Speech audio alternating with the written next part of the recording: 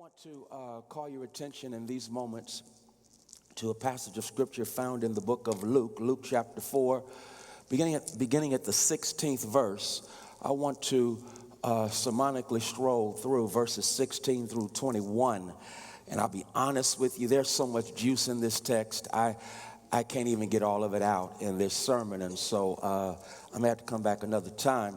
But I want to lift up verses 16 through 21. This month of April, our focus in our series is taken from the book by Howard Thurman, Jesus and the Disinherited. That's what we're talking about this month, Jesus and the Disinherited. Luke chapter 4, beginning at verse 16, from the New International Version translation of the Greek New Testament. He, Jesus, went to Nazareth, where he had been brought up. And on the Sabbath day, he went into the synagogue, as was his custom. He stood up to read, and the scroll of the prophet Isaiah was handed to him. Unrolling it, he found the place where it is written, "The Spirit of the Lord is on me, because he has anointed me to proclaim good news to the poor. He has sent me to proclaim freedom for the prisoners and recovering of sight for the blind, to set the oppressed free, to proclaim the year of the Lord's favor." Then he rolled up the scroll, gave it back to the attendant, and sat down. The eyes of everyone in the synagogue were fastened on him. He began by saying to them, "Today this scripture is fulfilled in your hearing."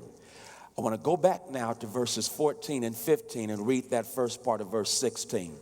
Jesus returned to Galilee in the power of the Spirit, and news about him spread through the whole countryside.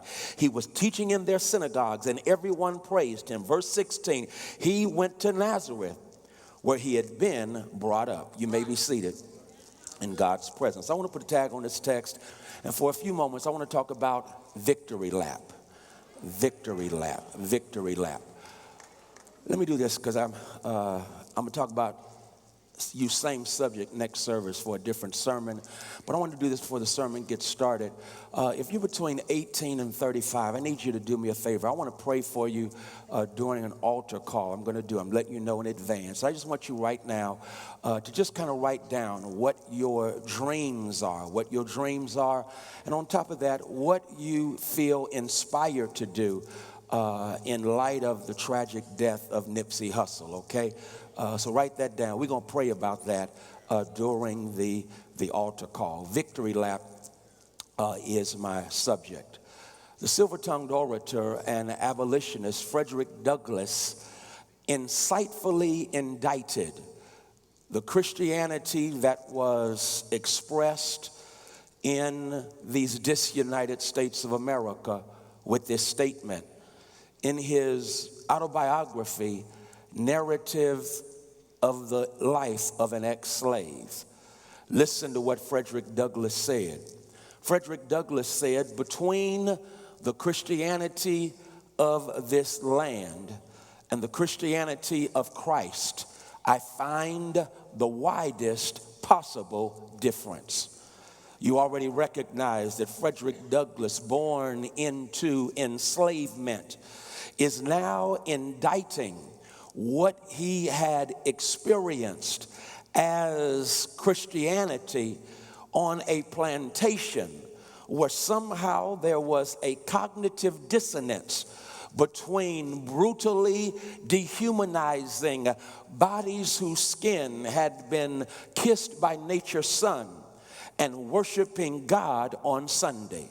And so Frederick Douglass said, between the Christianity of this land and the Christianity of Christ, I find the widest possible difference. That's why I guess Howard Thurman had to piggyback on Frederick Douglass' insightful indictment during a trip to India Howard Thurman is in India, and while in India, one of those who is hosting Thurman greets him, challenges him by saying, I don't understand how you and black people can embrace Jesus Christ. After all, Jesus Christ has been used and misused in order to abuse your people. After all, it was Jesus Christ, the whitewashed Jesus, that was used to justify and sanctify enslavement of your black bodies. It was a whitewashed Jesus that was used in order to abuse your black bodies. And now second-class citizenship is indeed the law of the land in the country that you call home. I don't understand how it is you can call yourself a Christian when you are in a land where Christianity has been used in order to abuse your people. Well, of course, Howard Thurman, out of this challenge, writes the book that becomes a classic entitled Jesus and the Disinherited. As a matter of fact, there are many biographers of the drum major for justice, Martin Luther King Jr., who share that when Martin Luther King Jr. was traveling in his briefcase, he always had at least the Bible and the copy of the book Jesus and the Disinherited, because it was Jesus and the Disinherited that informed and inspired the Christology of Martin Luther King Jr. as he drum majored the parade of our liberation struggle. Understand, my sisters and brothers, that Howard Thurman, please don't miss this, is challenged, and the challenge that he faces brings out of him something that would not have come out had he not been challenged. I was blessed to have an audience with Dr. Howard Thurman before he passed away because of his relationship with a beloved mentor of mine, the late Reverend Noah Osborne. He took me to meet Howard Thurman, and a part of that conversation, I shared with him how blessed I was by Jesus and the Disinherited. In the darkness of that room, a twinkle occurred in his eye, and Dr. Thurman, I recall saying to me that had it not been for that challenge, that book would never have been born. I park right there because you do know that's a metaphor for many of us. Oftentimes, God uses challenges that come to us in order to get out of us what never would have come out had we not been challenged. I'm talking to someone who just had a flashback because there's something that has been birthed out of you that would not have come out had you not been through the labor pain of a challenge. Is there anybody here who is going through a challenging season right now? Here's the shout. The shout is that God uses challenges that come to us in order to bring out of us what would not have come out had we never experienced that challenge. Well, my sisters and brothers, you understand why Howard Thurman has to deal with this question. After all, the Christianity that had been expressed or that had been expressed in these disunited states of America is a Christianity that has, watch this, produced what I call a Christ who is a victim of identity theft. I think I can stop right there, because identity theft, you get that, don't you? Identity theft is when someone steals your identity for their economic advantage.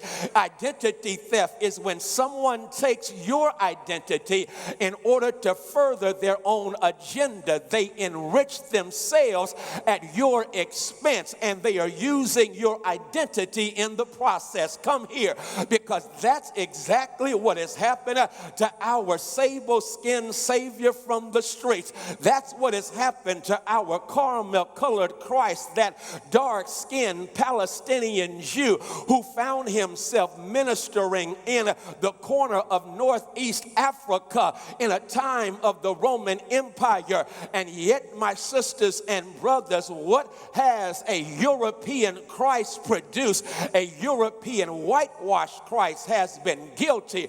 Don't miss this. sense of standing on the side of empire, a European whitewashed Christ has been used to justify oppression, has been used to justify enslavement and the second-class citizenship of people of ebony hue. And they have been so, watch this, they have been so determined to use Jesus in their agenda that they even had the nerve to give him a different color scheme. And so they acted as if he never was in Northeast Africa. And I see y'all looking real strange at me right now because you're used to the blonde, blue-eyed Jesus. Well, let me hurt your feelings right quick. There's no way you're going to be born in Africa, in Northeast Africa at that time, and come out blonde and blue-eyed.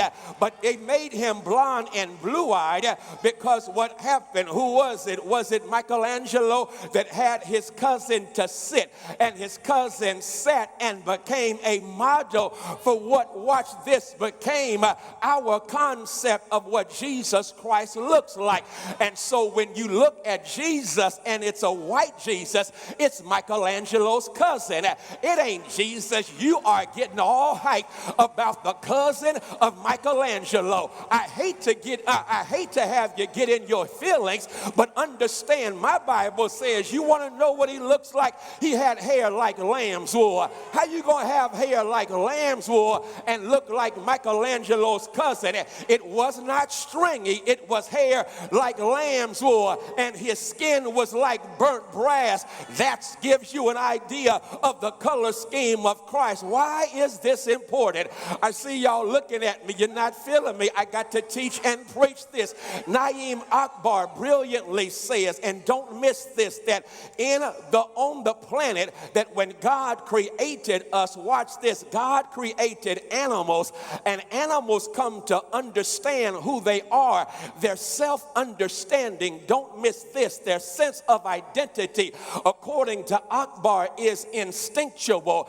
That means an animal knows how to behave like an animal because of instinct. God cosmically created and divinely designed an elephant to act as an elephant, not through any other thing but instinct. But then Akbar said humans, we don't get our identity from instinct. We get our identity, here it is, from images.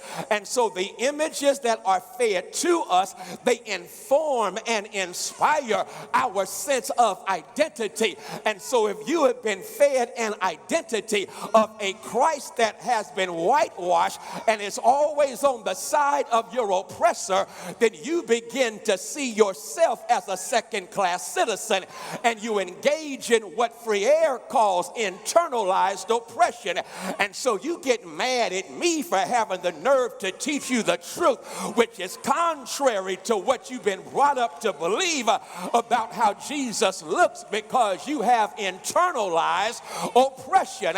I'm just trying to let you know, imagine what you will feel about yourself if you recognize that the Son of God looks like you. If the Son of God looks like you, that lets you know that there's something powerful about you. There's something dynamic about you. There's something awesome about you. And God did not make you a second-class citizen. Preach, Frederick Haynes. I'm about to do that thing.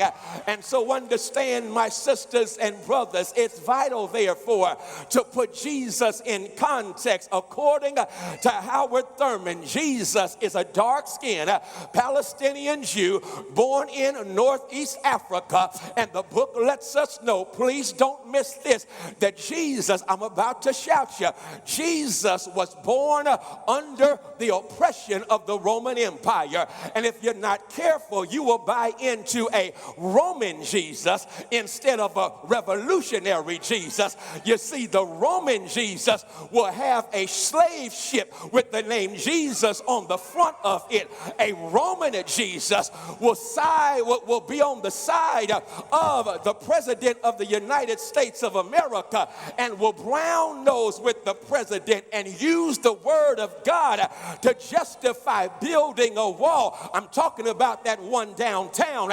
He worships a Roman Jesus, but I don't know about y'all, but I'm glad for the revolutionary Jesus, because it's the revolutionary Jesus who woke me up this morning. It's the revolutionary Jesus that when others come against me, he lets me know I ain't in this fight by myself. It's the revolutionary Jesus who sets me free from the inside out. I love that right there, because really that's the context. When you look at the context is enough to shout you.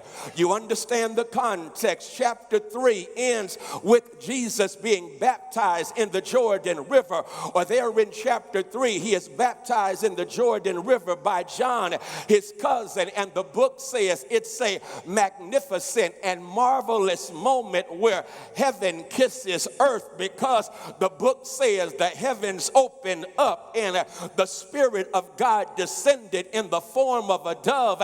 And here God speaking as Jesus, the Son of God, is being baptized. God speaks from heaven and says, "This is my beloved Son in whom I'm well pleased." We got the Trinity on earth at the same time. The book lets us know that God identifies who Jesus is, says, "This is my beloved Son." And now in the wilderness, Jesus is driven by the Spirit. Don't miss this. He's been anointed by the Spirit, and now the Spirit pushes him into the wilderness. And the book lets us know he's in the wilderness, I got to get you, for 40 days and 40 nights in warfare with wickedness. I'm not done, because here's what's mind-blowing.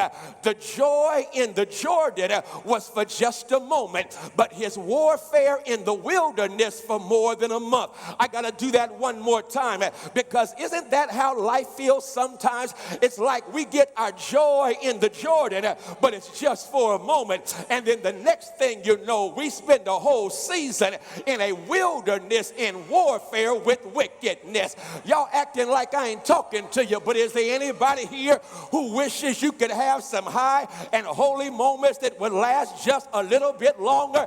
Have you ever had a wonderful experience and just wanted to bottle that thing because it got so good to you? You were feeling that thing, but then the next thing you know, you go through a long, insufferable season of pain and disappointment and agony, and it just don't feel good. I'm already talking to somebody. I pulled up into your address, and if you're honest with yourself, it's been quite some time that you've been catching hell. It's been quite some time that you've been dealing with disappointment. It's been quite some time you've been waiting for God to come through. It's like you have a moment in the Jordan, but then you got a month or more where you're experiencing the wilderness. But look what the book says. It's the joy in the Jordan. I love this, that gives you your weaponry for warfare in the wilderness. Preach, Frederick Haynes. I'm doing the best I can. This is my son. Gets into what? The wilderness.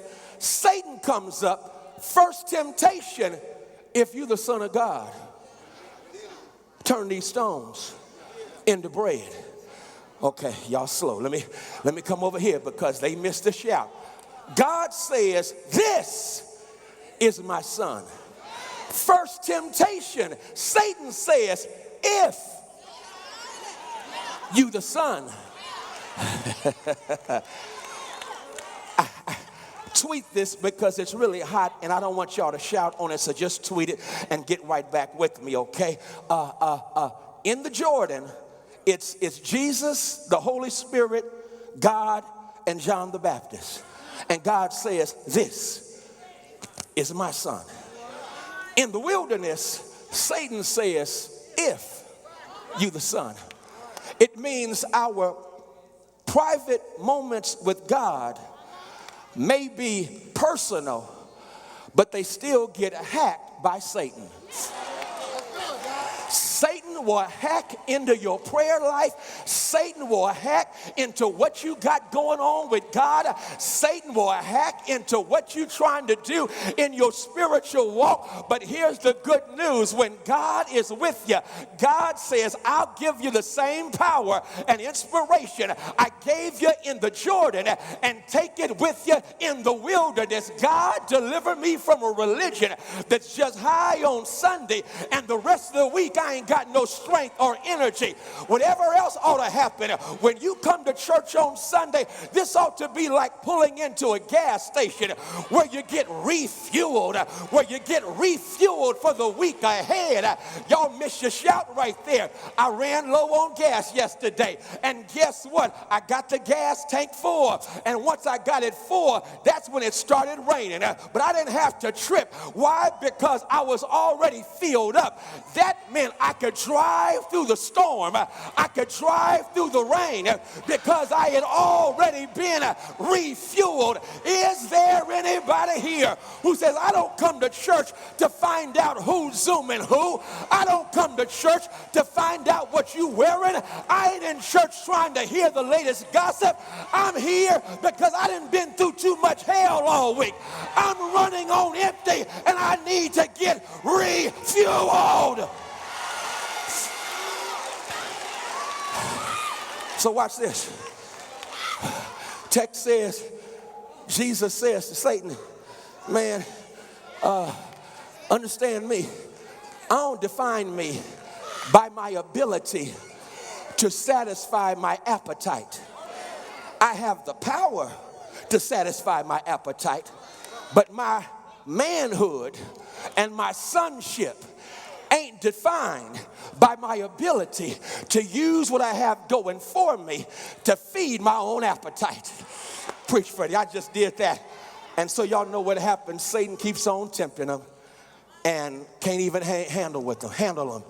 Next thing you know, the book says he goes into Galilee in the power of the Spirit. Okay, I missed something. Matter of fact, I'm going to read it to y'all because y'all didn't shout like I thought you would. This is my intelligence service, so I thought y'all would really get this. This is really good right here. It says, watch this. When the devil had finished, verse 13, all this tempting, he left them until an opportune time. Next verse, Jesus returned to Galilee in the power of the Spirit. Okay. All right. So as soon as he exits the wilderness, he returns to Galilee in the power of the Spirit. So evidently, there's something about what you go through in the wilderness that then puts power in you so you can go back to Galilee and be used by God to make a difference. Y'all missed your shout right there. Don't you despair about the challenges you're going through. Don't you despair about your long wilderness season, because God has a way of using the wilderness to pour power into you, because it's while you're in the wilderness that you're lifting and your muscles are getting stronger. It's while you're in the wilderness that you discover that sometimes you've got to go through stuff in order to have power for what God wants to do through you in the life of someone else.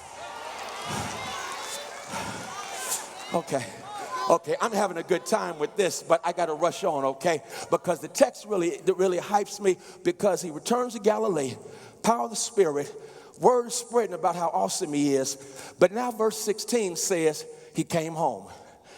He came to Nazareth. Very important to understand Nazareth. Nazareth was straight hood. So Jesus grew up in the hood, but it's also the hood that was suffering from the aftermath of the suppression of an insurrection that had taken place in 1 before the Common Era, the year 1 BCE. And this suppression took place because there was an insurrection that had started in Sepphoris, which is 4 miles from Nazareth. And the book lets us know the suppression of the insurrection by the Roman Empire was something that Jesus and his daddy Joseph would have been aware of, not to mention Mary. And the book lets us know now they've had to rebuild Sepphoris, of course, with Joseph being a carpenter. Could it be that Joseph took his little son Jesus to go and help to rebuild Sepphoris? The book lets us know it's that kind of environment. It's an environment that is tense because Rome, in its occupying oppression, knows this is a dangerous area, and as a consequence there are Roman soldiers patrolling the streets of this area that is considered dangerous. And so not only is Rome occupying it, but Nazareth is such a jacked up place that when someone got word in John chapter 1 that the Messiah was from Nazareth, the response was, can any good thing come out of Nazareth? I hope y'all are putting these pieces together. You have Roman occupation and oppression, and then you have a hood that is so notorious that folk wonder, can any good thing come out of Nazareth? It's like someone saying, can any good thing come out of Bonton? Can any good thing come out of Oak Cliff? Can any good thing come out of Harlem? Can any good thing come out of the hood, out of the south side or west side of Chicago? Can any good thing come out of Oak Cliff? Can any good thing come out of South Dallas? And yet we all know that God is so wonderfully amazing that God says, I will plant my genius. I don't care what the hood may look like. I can plant my genius on the south side of Dallas. I can plant my genius in Harlem. I can plant my genius in 3rd Ward in Houston. I can plant my genius in Bonton. I can plant some genius in Detroit. I guess y'all miss it every shout I'm dropping, y'all. Plant genius in Detroit, God, and produce a Stevie Wonder and an Aretha Franklin. Go ahead, plant genius, God, in Harlem and birth the Harlem Renaissance. Plant genius right here on the south side in Dallas and give birth to an Erykah Badu. Give birth to a Geno Young. Give birth, my brothers and sisters, to a Sean Martin, because God says, I don't care where you come from. I can give you power and genius no matter where you come from. Y'all still missing your shout. God says he, my boy, is growing up in Nazareth. But here's what gets me. Text says that Jesus grew up in Nazareth. That's where he was nurtured. The text says he went home to the hood to start his ministry. You see me, don't you? Jesus says, I ain't going to use my power out in the suburbs. I'm going to remember where I came from, because none of us make it till all of us make it.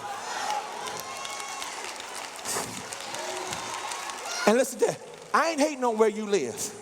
Move to Frisco, move to all them places if you want to. I'm just letting you know, when you move there, you make sure you don't forget the hood you came from.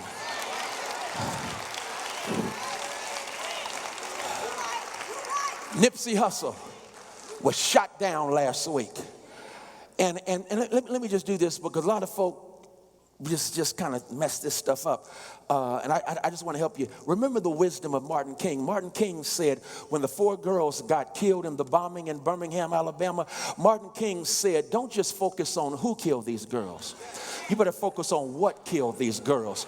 Because we get so caught up in the who is going to always exist until we deal with the what. Because it's the what that keeps producing all the who's. Ooh, you preaching Freddie Haynes. You got that right. I got to help y'all right quick. So what killed Nipsey Hussle? We got Eric Holder. I got that. But what killed Nipsey Hussle? What killed Nipsey Hussle? I guess you got to go with A, in this country, we still value the economy of the gun more than we do the effect of the bullet. And as long as we value holding our guns, and there is no common sense gun regulation, how do all these guns always end up in the hood? It ain't like we own gun stores. It ain't like we own gun manufacturing stores. But somehow guns are in proliferation in this country in the name of a Second Amendment that has nothing to do with the weapons of mass destruction that we have right now. But as long as the economy of the gun outweighs the effect of the bullet, everybody has access to guns. I'm not done. What killed Nipsey Hussle? I tell you what killed Nipsey Hussle. James Baldwin puts it like this: the most dangerous person in the world is the one who ain't got nothing to lose. Eric Holder ain't got nothing to lose, and so that's why he didn't value life, and an argument eventuated in something much bigger. And until we give people something to live for, until we give people something where they recognize, if I do this, I've got something to lose, there's some stuff I just ain't gonna do because I got too much to lose in this bad boy. But you got too many of us who find ourselves struggling and suffering, and because of the systems and structures of racial oppression in this country, they have nothing to lose. And when Martin King was attacked by Mike Douglas, when the hood exploded in the 60s, and Douglas said, is this the end of the nonviolent struggle? King said, no. What you forget is Victor Hugo's wisdom: in darkness, crimes will be committed. The guilty ones just aren't the ones who commit the crimes, but those who cause the darkness. We got to deal with those who cause the darkness in this country until we deal with the criminality in the White House and on Wall Street. Until we deal with the criminality in corporate suites, we going to have what we have in our streets. Okay. I've held y'all too long, and really I ain't even got to the text yet, so I'm going to do what the old preacher says and just honk a lot of this off right quick, okay? Because it's too good. I can't even let you not get this stuff. And so watch the text. The text says this. Text shows us who Jesus is. And all I'm saying this month is everybody ought to know who Jesus is. That's a hint for the invitation, okay? Everybody ought to know who Jesus is, and I'm talking about who he really is, I'll give you this right quick, then I'll give you 3 quick points. A few years ago, I'm preaching at Trinity United Church of Christ in Chicago for a revival, and here's what happened. I preached this sermon, and it's one of my all-time homiletical hits. It's called, no, I ain't bragging, I'm testifying. It's like God took over because you understand preaching. Please don't miss this. I never brag about my preaching because I've discovered preaching, here's the shout right here, when it really happens, preaching doesn't come from me, it comes through me. Woo, Freddie Haynes, thank you. And since it comes through me, I can't take credit. I just give God glory. And let me tell you something, God did something through me. I had this sermon based on what? Psalm 23, verse 4. And it was hot. One of my favorite passages, it says, and he prepares a table before me in the presence of folk who can't stand me.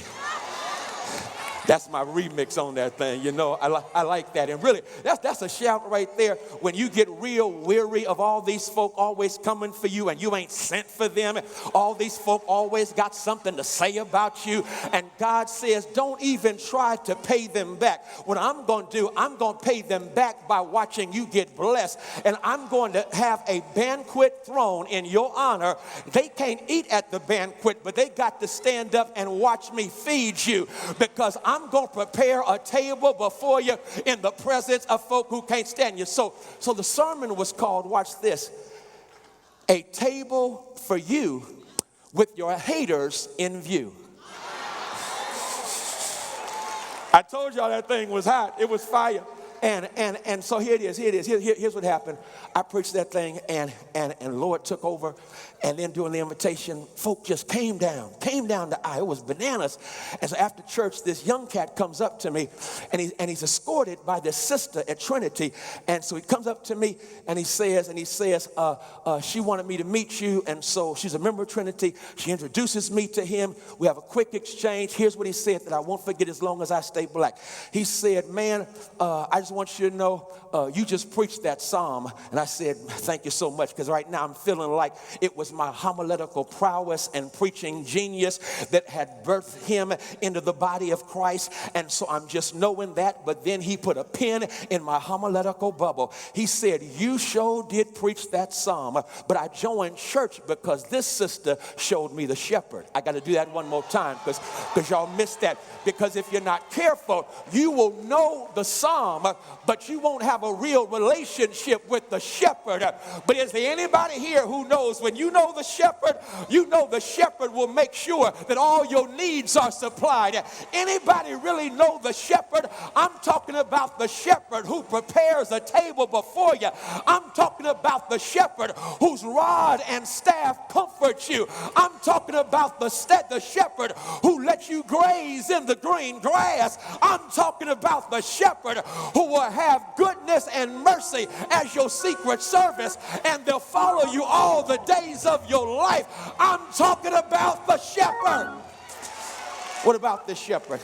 Here it is, real quick. First point, if I had time, I'd tell you this. I'd tell you the first thing about this text is, and this is so good right here. This is so good. Jesus tells the disinherited, it's when your back is against the wall that you are positioned with power to fulfill your purpose. Boom! That was so good right there. Of course, if you've read Jesus and the Disinherited, Doc, you know what I'm talking about, because Thurman repeatedly talks about a people who are in a moment in time with their backs against the wall. And so here is what Jesus is saying. I have my back against the wall. Roman oppression has my back against the wall. But the good news is it's all a part of my positioning for the purpose that God has assigned my life. And that's my shout I give to you. I don't care what the American empire does. I don't care what 46-1 is trying to get done. When God puts purpose in you, God then goes about the process of positioning you with the power to fulfill your purpose.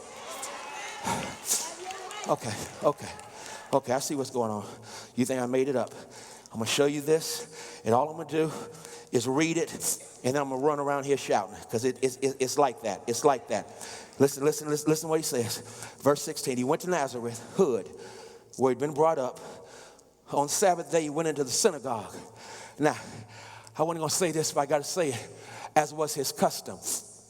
So he's the son of God, and he made it his habit to go to church. Now, what we already know, the synagogue had its problems. It had its issues.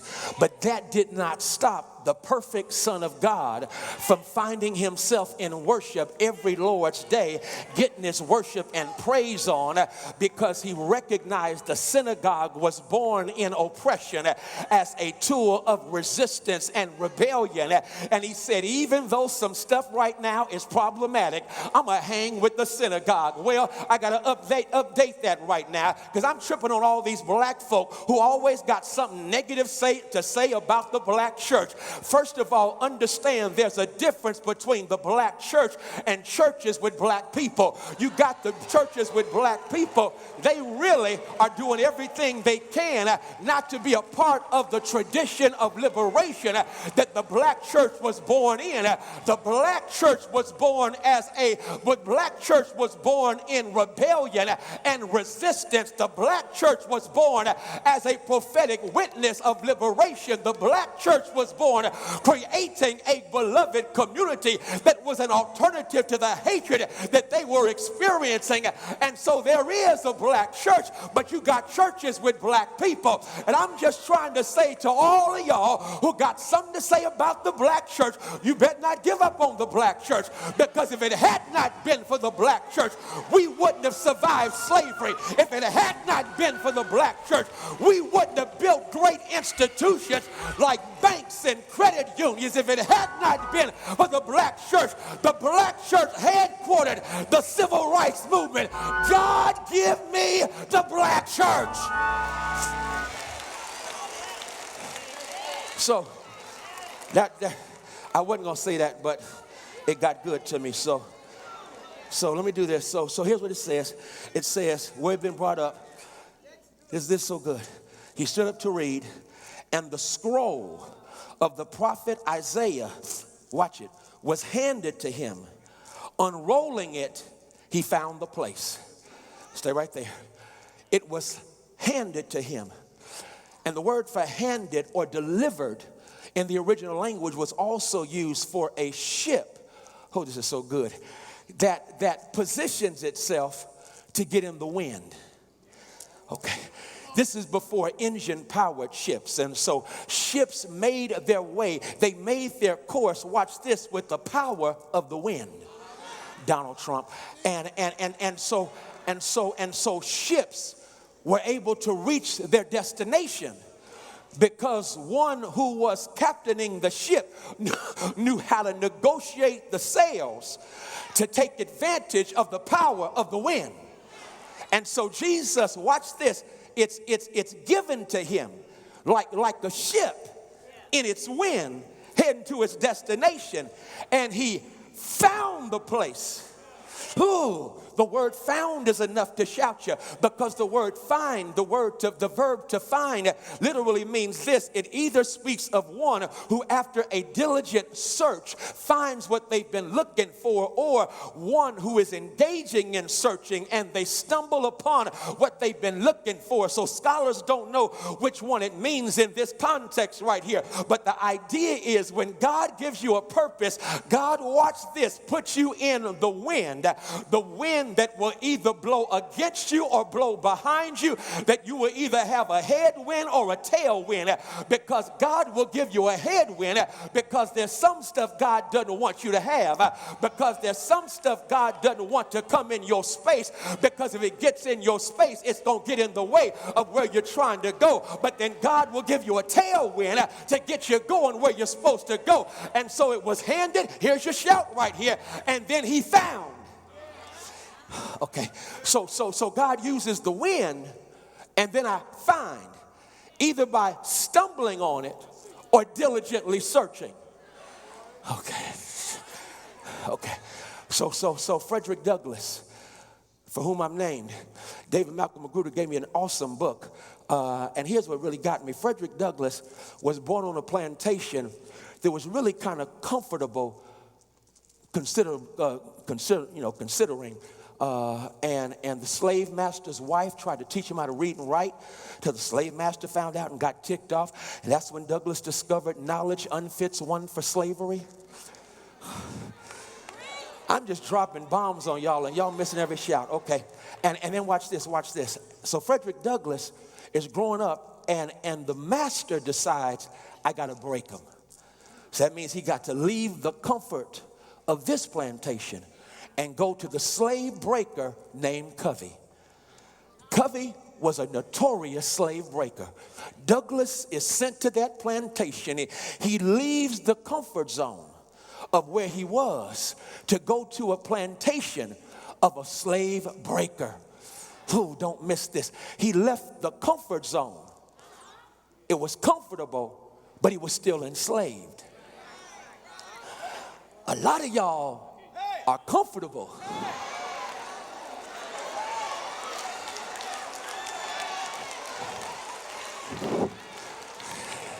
So here it is. He goes to the plantation where Covey is, and Covey is trying to do all kind of head stuff and physical stuff. And it's while on that plantation that Covey is trying to break him, but instead he makes him yearned for freedom. And Douglas later testified, had he not been sent to be broken, he never would have become open to the possibility of self-emancipation. And so God is so good that God uses the stuff that's designed to break us to make us unsatisfied with anything that's beneath the possibility that God has in store for us. And somebody came to church. You're in a season where you feel like you're breaking. Don't you give up right now, because God is opening you up to some possibilities that you wouldn't have received had you not gone through the season of brokenness. Okay. And oh man, okay. So what I'm gonna do, I'm gonna go ahead and get ready to stop. I'm gonna finish this next Sunday, because this is just, I got too much hot stuff in me right now, and so I don't want to hold y'all too long. So what I'm gonna do is do this. Don't be doing that, because that's what the person next to you is saying. No, stop right now. And y'all saying, take your time, Pastor, take your time.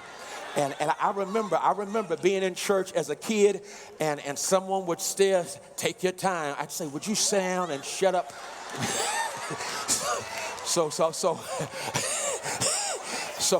gonna get ready to wrap this. I'm trying to see how I'm gonna wrap it. I guess I'll wrap it like this. Yeah, this is real good. So Jesus lets us know, when we get to know the real Jesus, Jesus positions us for purpose even when your back is against the wall. And that's how I wrap this thing up, to let everyone know your back may be against the wall, but God uses that wall, because while you're up against that wall, it's just like that old Greek character whose name I can't think of right now. I think it's Antaeus, and it's talked about in the movie The Great Debaters. And in the movie The Great Debaters, Denzel's character asked, who is Antaeus?